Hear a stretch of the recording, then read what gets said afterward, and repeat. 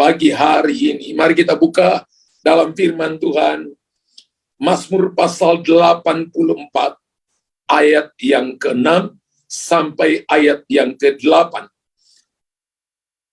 Ayat yang ke-6 sampai ayat yang ke-8, berbahagialah manusia yang kekuatannya di dalam Engkau, yang berhasrat mengadakan ziarah apabila melintasi lembah Baka. Mereka membuatnya menjadi tempat yang bermata air. Bahkan hujan pada awal musim menyelubunginya dengan berkat. Mereka berjalan makin lama makin kuat, hendak menghadap Allah di Sion. Mereka berjalan makin lama makin kuat, hendak menghadap Allah di Sion.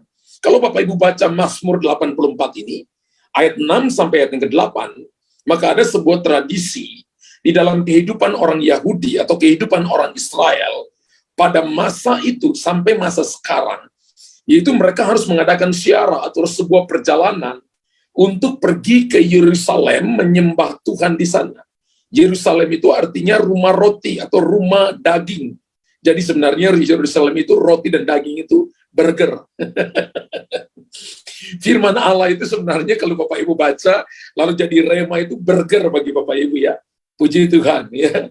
Puji Tuhan. Dan saya percaya bahwa ada banyak kita yang dipuaskan roh kita ketika kita mengadakan ziarah cari Tuhan di Yerusalem untuk kita diberkati oleh Tuhan ya. Yerusalem juga arti namanya adalah cahaya, kemuliaan ya. Yerusalem juga adalah tempat di mana kehadiran Tuhan. Dan dalam perjalanan menuju tempat itu mereka harus melalui lembah ya, lembah dan jurang yang terjal. Makanya disebut dengan ziarah. Dan tidak sedikit mereka yang banyak yang mengurungkan niatnya atau tidak mau berjalan untuk pergi menghadap Tuhan di Yerusalem karena jaraknya jauh dan sering di tengah jalan itu menghadapi juga penyamun dan sebagainya. Namun mereka, saudara diam, namun mereka memiliki kerinduan dan tujuan untuk melakukan ziarah dalam menyembah Tuhan, pasti akan sampai di Yerusalem. Dan hari ini saudara Bapak Ibu lihat bahwa banyak orang Kristen gagal, banyak orang Kristen terseok-seok dalam mengiring Tuhan, karena tidak mengandalkan kekuatan Tuhan. Saya percaya bahwa pagi hari ini kita mengandalkan kekuatan Tuhan. Kekuatan Tuhan itu ada di mana? Kekuatan Tuhan ada di firman-Nya. Kekuatan Tuhan ada pada kehidupan doa. Kekuatan Tuhan itu ada pada unity saudara dan saya. Kesepakatan akan melahirkan mujizat besar. Matius 18:20. Kesepakatan itu adalah dasar kehadiran Tuhan. Bapak Ibu akan menghadirkan Tuhan dengan segala kemuliaannya. Kesepakatan itu juga adalah dasar daripada Tuhan mendengarkan doa-doa saudara. Dan kesepakatan juga adalah dasar daripada Tuhan memerintahkan berkat untuk saudara. Kalau kita perhatikan contoh dalam Alkitab, jemaat di Efesus, mereka dikatakan mereka dikoreksi oleh Tuhan, bahwa iman mereka merosot, dan mereka meninggalkan kasih mula-mula. Mereka dulunya melayani Tuhan sungguh-sungguh, dulunya berdoa sungguh-sungguh, dulunya suka baca Alkitab, tapi karena masalah persoalan, berjalan dalam lembah, melakukan ziarah, perjalanan iman mereka, perjalanan kehidupan mereka mengikuti Tuhan, membuat iman mereka merosot. Mereka berkata, saya sudah berdoa 1 tahun, pastor, saya sudah berdoa 2 tahun, tapi Tuhan tidak jawab saya, lalu imannya merosot. Tuhan mengoreksi jemaat di Efesus. Iman mereka merosot dan meninggalkan kasih mula-mula. Dan Tuhan tidak mau orang percaya sekarang ini meninggalkan kasih mula-mula. Haleluya. Yang ketika awal Bapak Ibu mengalami perjumpaan dengan Tuhan, ketika Bapak Ibu baru pertama kali mengalami Tuhan dan dilepaskan dari roh jahat, pertama kali Bapak Ibu dibaptis cari Tuhan sungguh-sungguh, tiap hari rasanya mau pergi ke gereja, kalau laki-laki ikut ibadah WBI, wanita Betel Indonesia pun laki-laki mau datang, saudara ya. Ibadah pria pun perempuan mau datang. Rasanya dia mau datang tinggal di gereja, mau ambil kasurnya, mau datang tinggal di gereja. Tapi karena setelah 1-2 tahun, 3 tahun ikut Tuhan, masalah begitu banyak, mau ke gereja pun mulai malas. Itu yang Tuhan koreksi. Jemaat di Efesus, imannya mulai merosot. Saya percaya Bapak Ibu lihat saya dan Bapak Ibu berkata, "Pastor, iman saya tidak merosot, tapi iman saya sedang meningkat." Bapak Ibu tulis di kolom komentar, iman saya sedang meningkat hari ini. Puji Tuhan. Haleluya. Contoh dalam Alkitab yang saya perhatikan adalah Simson. Simson dikatakan merupakan seorang nasir Allah. Sejak dari dalam kandungan, sebelum dia lahir, Tuhan datang kepada ibunya dan berkata, "Anak dalam kandunganmu ini adalah nasir Allah. Jauhkan dia daripada minuman-minuman beralkohol, karena dia akan hidup menjadi nasir Allah, dan rambutnya jangan dipotong." Dan ketika Simson lahir, Alkitab berkata, dia menjadi salah satu hakim yang menolong orang Israel membebaskan mereka daripada orang Filistin. Dan Simson mengawalinya di masa mudanya dengan sangat baik. Mengawali pelayanannya dengan sangat baik. Mengawalinya dengan roh, tapi mengakhirinya dengan tragis. Dari seorang hamba Tuhan, menjadi seorang yang menjadi pelawak, saudara. Ya, dia ditertawain orang-orang Filistin. Dan dia berdoa, selama 20 tahun, kalau nggak salah, 20 tahun, dia hanya mempersembahkan 2 kali korban kepada Tuhan. Dia 2 kali hanya berdoa kepada Tuhan. Dan salah satu doanya yang terakhir adalah, "Tuhan berikan aku kekuatan, supaya sekali ini aku membalaskan dendamku kepada orang-orang yang tidak bersunat ini." Dan dengan mendorong tiang yang ada dalam bangunan di mana dia ada dengan 3.000 orang lebih yang ada di sana, maka dia mati bersama-sama dengan mereka. Dari seorang hamba Tuhan jadi seorang pelawak. Dari seorang anak Tuhan, dan matinya sangat tragis. Saudara perhatikan baik-baik. Contoh orang yang gagal, contoh orang yang terseok-seok dalam mengiringi Tuhan, karena mereka tidak mengandalkan Tuhan. Saya nggak mau seperti itu. Dan saudara pun juga jangan mau. Masalah boleh datang, persoalan boleh datang, tantangan boleh datang, tapi ingat ini baik-baik. Kekuatan kita tidak lahir dari makanan yang kita makan.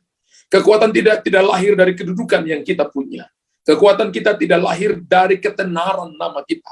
Kekuatan kita datangnya daripada Tuhan. Tulis di kolom komentar, kekuatan saya datang dari Tuhan.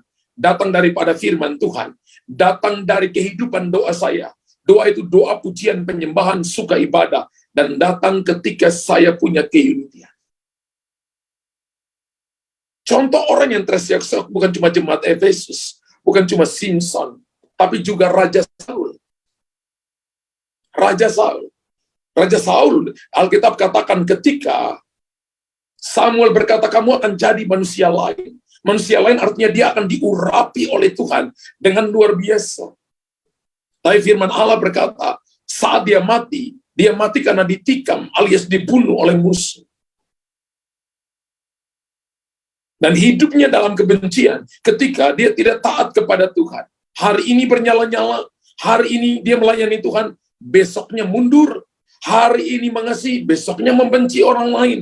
Hari ini betul-betul dia jadi pahlawan yang hebat, tapi besoknya dia melomparkan tombak kepada orang yang dia didik, kepada bawahannya, yaitu kepada Daud.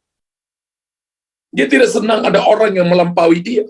Dia tidak senang bahwa ada orang yang mau dipakai lebih daripada dia. Saul adalah sebuah sindrom yang harus dijauhi oleh orang Kristen. Dia tidak pernah melakukan kehendak Tuhan dengan benar. Dia tidak pernah taat. Padahal Tuhan pilih dia. Dan Tuhan berkata awalnya, "Aku mau supaya kerajaan ini tetap ada padamu dan keturunanmu. Tapi karena engkau tidak hidup menurut kehendakku, maka aku telah memilih seseorang yang lebih baik daripada engkau." Bapak Ibu dengar baik-baik. Saya dan saudara tidak aman. Tuhan bisa pilih orang lain yang lebih baik daripada kita. Kalau kita nggak cari Tuhan dengan sungguh-sungguh. Kalau kita tidak mengandalkan Tuhan dengan sungguh-sungguh.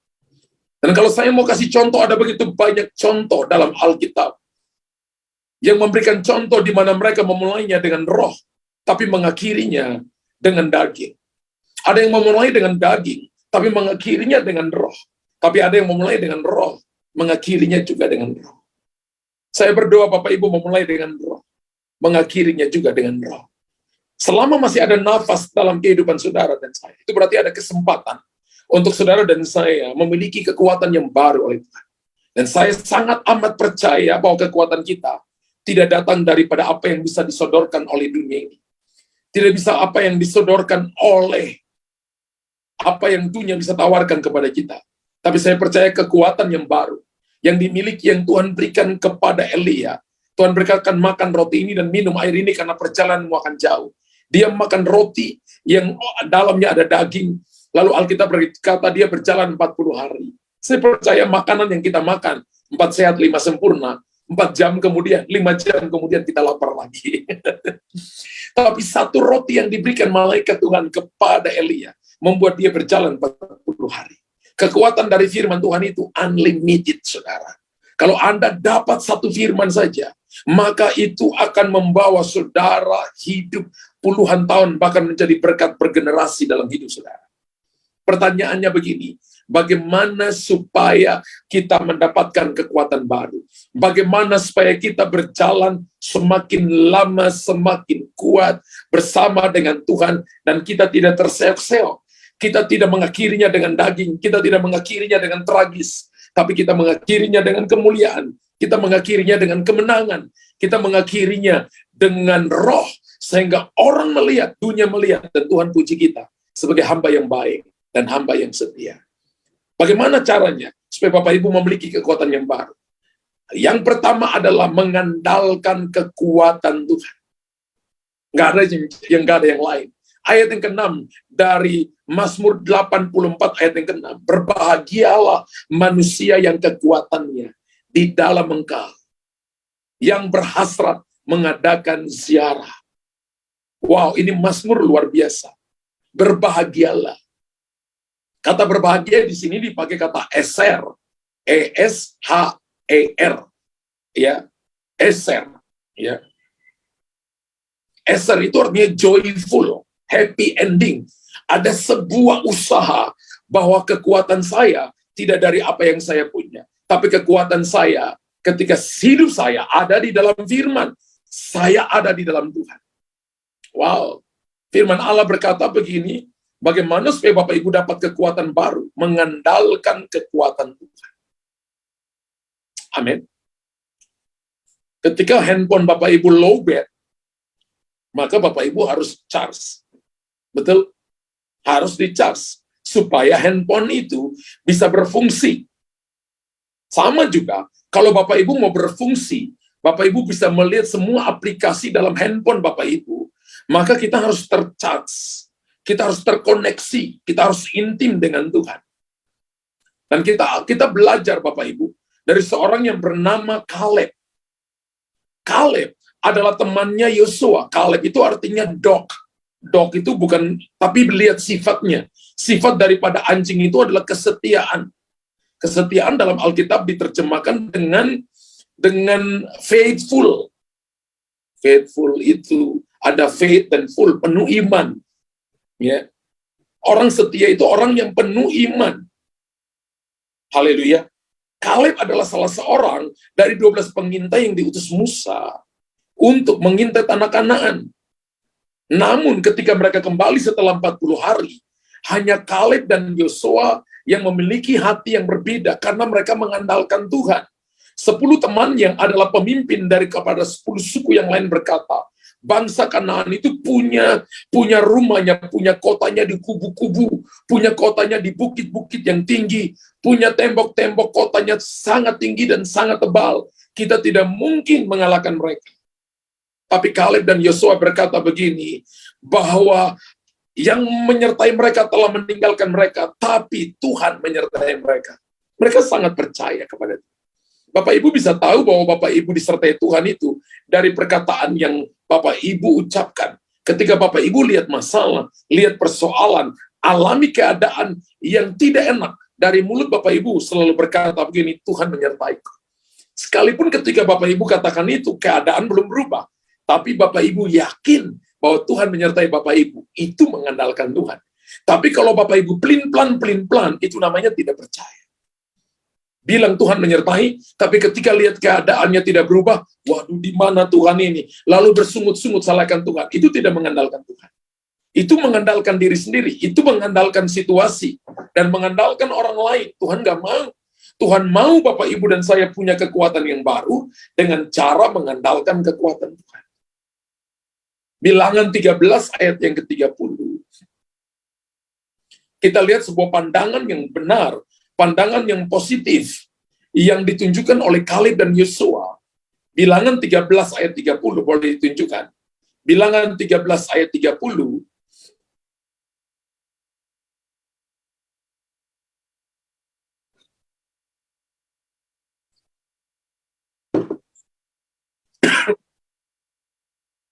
Sorry.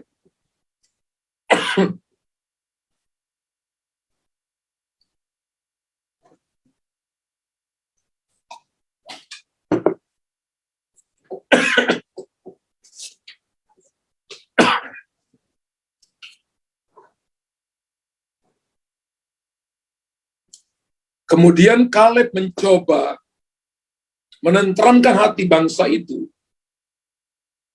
di hadapan Musa, katanya, tidak, kita akan maju dan menduduki negeri itu sebab kita pasti akan mengalahkannya. Yang ngomong siapa ini? Yang ngomong Kaleb, Bapak Ibu. Kaleb dan Yosua yang berkata begini, ini sebuah pikiran yang positif. Dan mereka berdua lihat hal yang sama seperti 10 temannya, para pemimpin yang lain. Saudara dan saya, kita boleh sama-sama ada di tempat ini, tapi cara berpikirnya, cara ngomongnya bisa beda. Dan cara berpikir, cara ngomong itu menandakan kita mengandalkan Tuhan ataukah tidak. Makanya jangan heran kalau kita dalam satu gereja, kita dalam sebuah tempat komunitas gereja online ini, tapi ada yang dijawab Tuhan, ada yang belum dijawab Tuhan, ada yang mengalami tertunda, ada yang tidak, dan sebagainya. Ada yang melihat, ada yang punya masalah, persoalan, tapi dia kuat menanggungnya. Tapi ada yang punya masalah, tapi dia tidak sanggup menanggungnya. Kenapa? Cara ngomongnya, cara melihatnya berbeda. Orang mengandalkan Tuhan itu selalu melihat Tuhan lebih besar daripada masalah. Sekalipun itu ya, benar. Mereka punya kota-kota di atas bukit-bukit yang berkubu. Mereka punya kota-kota dengan benteng-benteng yang tinggi. Bahkan Kanaan itu, Bapak Ibu ya, Yeriko itu, ya, temboknya 14 meter tingginya, tebalnya 6 meter, Bapak Ibu. Bapak Ibu bisa bayangkan di masa itu, mereka bisa membangun sebuah tembok yang tinggi kurang lebih hampir 5 hektar. Kota itu besarnya kurang lebih 5 hektar.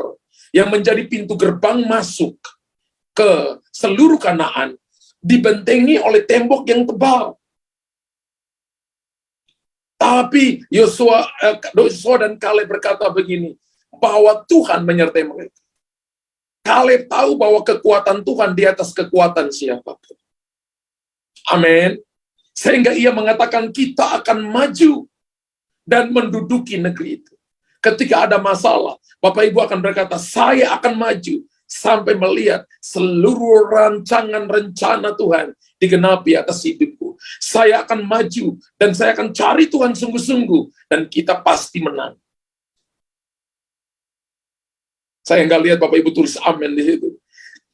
Saya nggak lihat Bapak Ibu katakan amin unlimited, amin 500 juta triliun kali. Tuhan berkata begini, Bapak Ibu akan melihat perkara-perkara besar.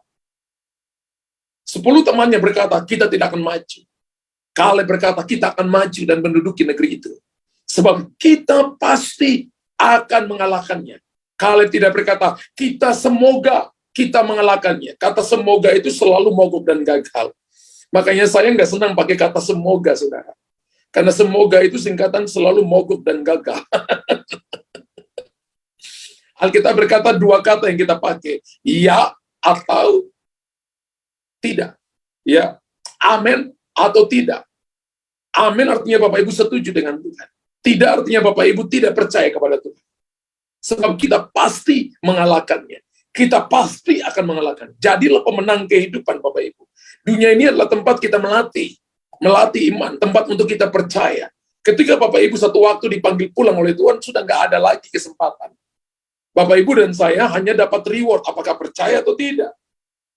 Apakah Bapak Ibu ikuti Tuhan atau tidak? Selama ada nafas pada hidup saudara, lakukan yang terbaik supaya Bapak disenangkan.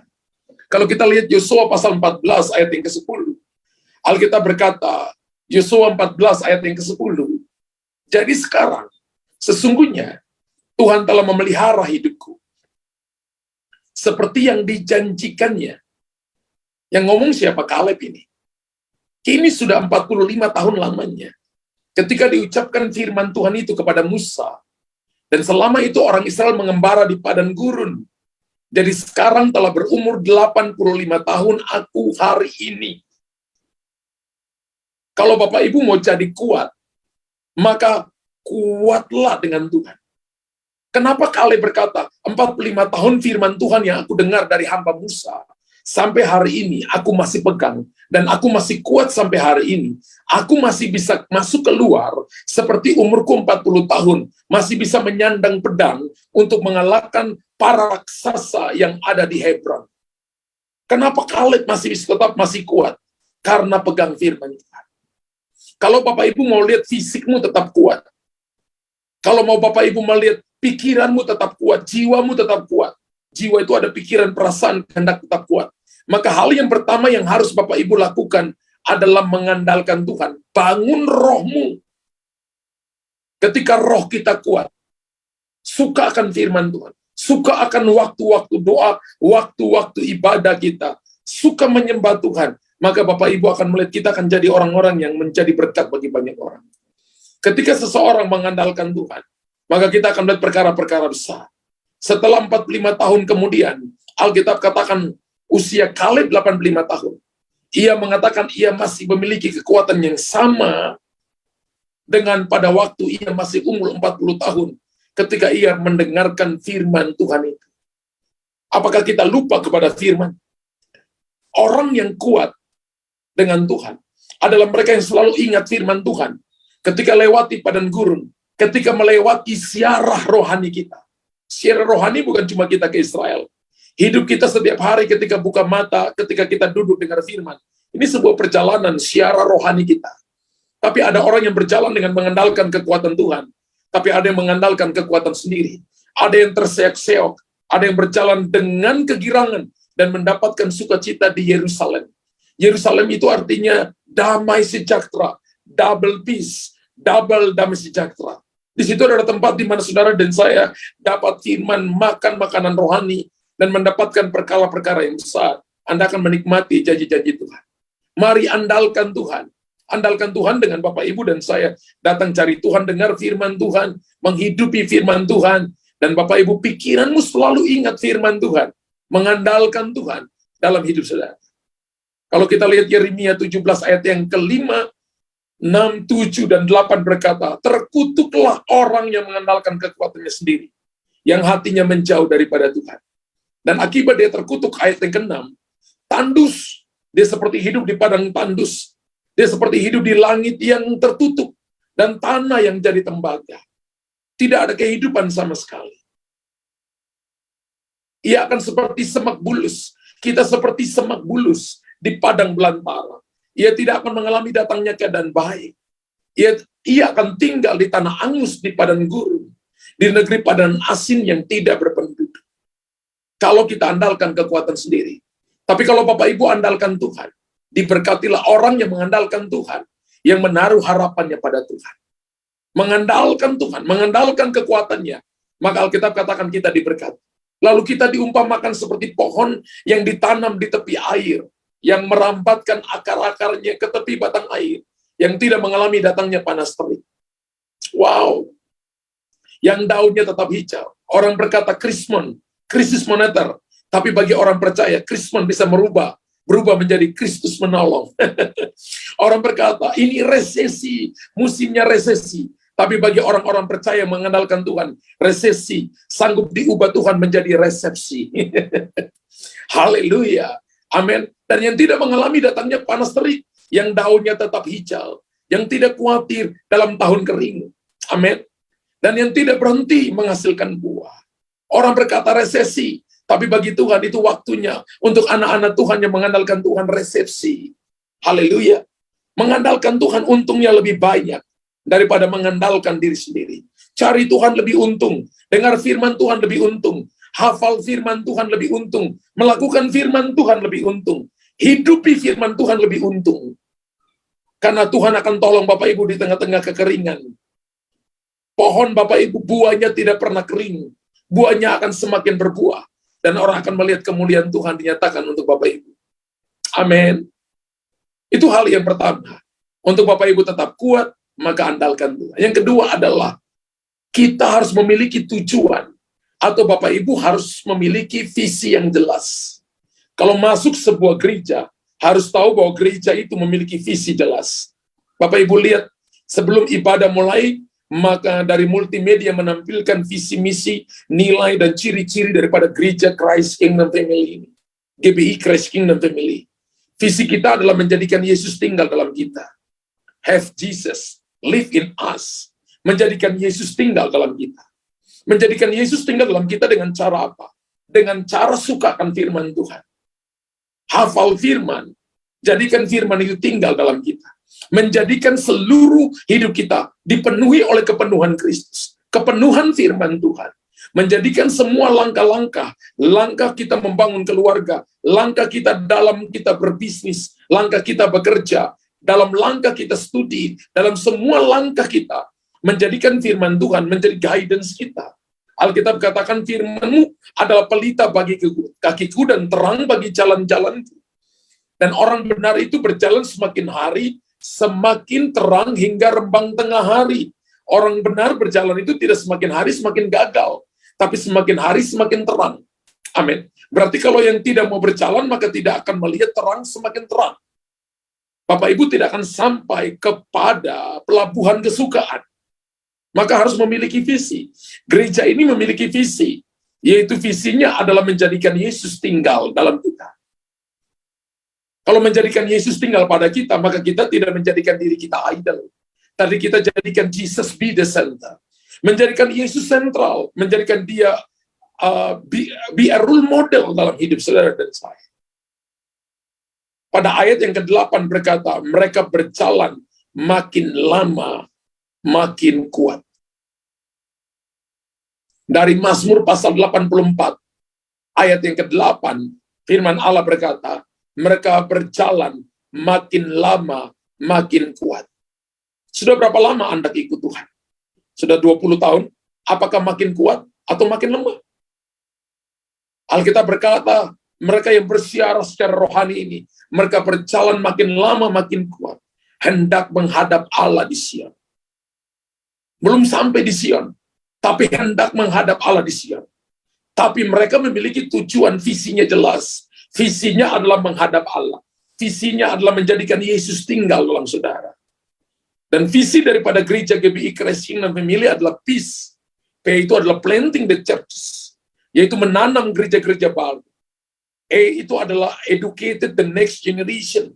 Ya, equip the saint. Equip the saint itu adalah bagaimana kita memperlengkapi orang kudus. Makanya kita ngajak Bapak Ibu untuk ikut kelas-kelas training kita, kelas-kelas saltnya kita, sekolah alami lawatan Tuhan. Sehingga Bapak Ibu diperlengkapi di sana. Ada sekolah-sekolah doa. Bapak Ibu dan Bapak Ibu diajak ke sana. Sehingga ada pertanyaan yang Bapak Ibu tidak mengerti, Bapak Ibu bisa tanya di sana. Amin. A itu adalah assist the poor. Ya. Kemudian ada C itu adalah care for the sick. Ya, saudara ya. Kemudian ada E adalah educating the next generation. Jadi gereja ini adalah gereja mendidik generasi baru. Gereja yang juga care untuk orang-orang miskin. Yang juga peduli dengan orang miskin dan juga peduli dengan orang-orang sakit. Makanya ada banyak orang yang mengalami kesembuhan di tempat ini. Banyak orang datang dan mendapatkan arah Tuhan di tempat ini. Sehingga mereka memiliki tujuan.